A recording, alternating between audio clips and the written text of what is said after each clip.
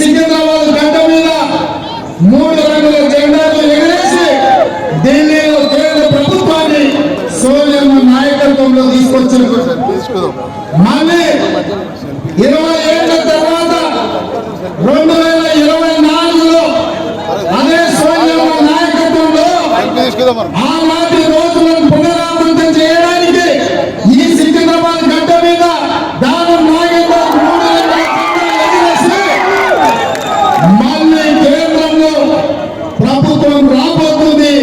ఇది ఒక గొప్ప సంకేతం. ఇవాళ మీ అందరూ హాజరు చూస్తే మిత్రులారా, ఆనాటి పి శ్రీశంకర్ నుంచి మొదలు పెడితే పెద్దలు అంజయ్య వరకు మరి చెన్నారెడ్డి వరకు ఈ ప్రాంతం నుంచి నాయకత్వం వహించి ఈ సికింద్రాబాద్ ప్రాంతం, ఈ నగరం, ఈ జెండా నగరాన్ని కాంగ్రెస్ పార్టీ అండగా నిలబడి జాతీయ రాజకీయాలలో అత్యంత క్రియాశీలక పాత్ర పోషించారు. అంజన్ కుమార్ యాదవ్ గారు 2004-2009 గెలిచిన అనుకోని పరిస్థితుల వల్ల ఆనాడు వారు మంత్రి కాలేకపోయింది.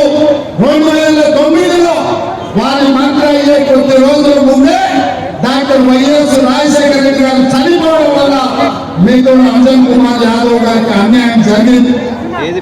ఎప్పుడైనా సికింద్రాబాద్ నుంచి ఏ పార్టీ గెలుస్తావో ఆ పార్టీ అధికారంలోకి వచ్చిన చరిత్ర ఈ సికింద్రాబాద్.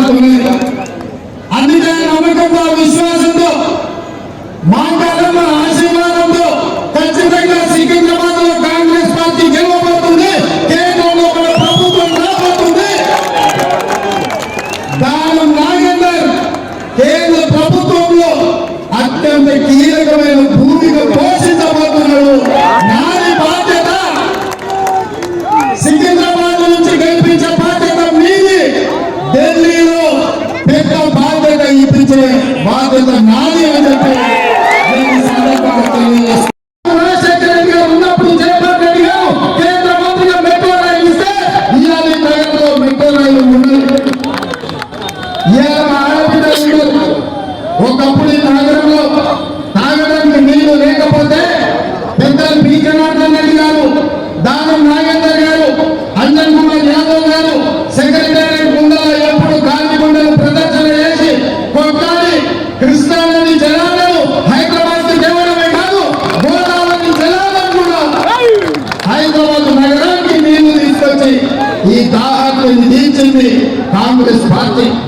ఇదే కాదు, అవుటర్ ఇంగ్లాండ్ కావచ్చు, అంతర్జాతీయ ఎయిర్పోర్ట్ కావచ్చు, ఐటీ కంపెనీలు కావచ్చు, ఫార్మా కంపెనీలు కావచ్చు, ఓల్డ్ సిటీలో కరువును తరిమి ప్రశాంతత తీసుకొచ్చి హిందూ ముస్లింలు బాయ్ బాయ్ అని చెప్పి పీర్ల పండుగ మనం గణేష్ పండుగ వాళ్ళు పాల్గొనేటట్టు మత సామరస్యాన్ని పెంచి పోషించింది.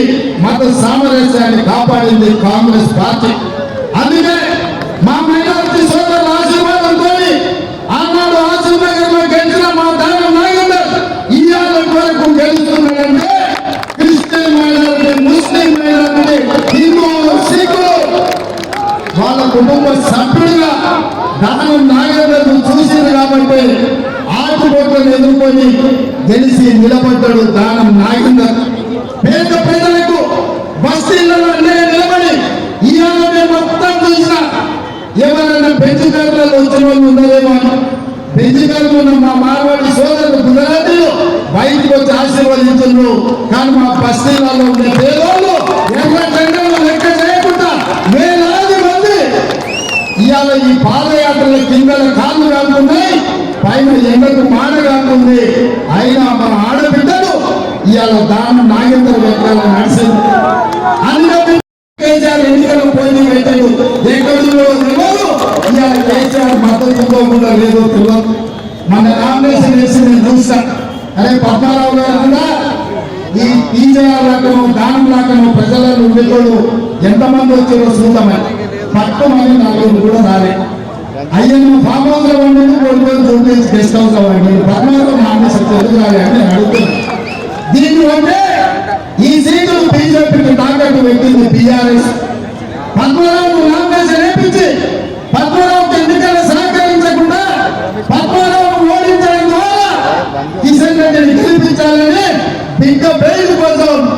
మీ సికింద్రాబాద్ సీటును కేసీఆర్ తాకట్టు పెట్టాడు. అందుకే మా బస్తీలలో ఉండే సోదరులకు ఆడపిల్లలకు ఒక మాట చెప్పదలుచుకున్నాం.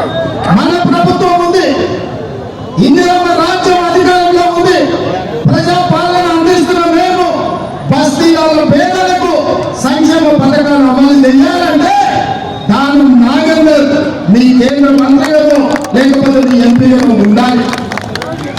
ఇవాళ మీ బస్తీలలో మీ కష్టాలు అడగాలన్నా, మీ కష్టాలు తీర్వాలన్నా, మీకు మీ ఇంటికి 200 యూనిట్లు ఉచిత కరెంటు ఇవ్వాలన్నా, 500 రూపాయలకే మీకు సిలిండర్ ఇవ్వాలన్నా, ఇందిరమ్మ ఇల్లు లేని పేదలకు రావాలన్నా, ఆర్టీసీ బస్సుల్లో మా ఆడబిడ్డలు ఉచితంగా హైదరాబాద్ కాదు తెలంగాణ రాష్ట్రం నలుమూలన అమ్మగారింటికి పోయినా అత్తగారింటికి పోయినా గుట్టకు పోయి దైవ దర్శనం చేసుకోవాలన్నా, ఆర్టీసీలో ఉచిత ప్రయాణం మా ఆడబిడ్డలకు ఉండాలంటే ఇవాళ కాంగ్రెస్ పార్టీ గెలవాలి.